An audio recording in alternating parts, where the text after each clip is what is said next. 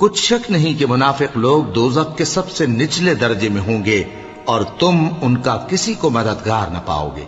हाँ, जिन्होंने तौबा की और अपनी हालत को दुरुस्त कर लिया और अल्लाह की रस्सी को मजबूत पकड़ लिया और खालिस अल्लाह के हुक्म बरदार हो गए, तो ऐसे लोग मोमिनों के साथ होंगे और अल्लाह अनकरीब मोमिनों को बड़ा सवाब देगा।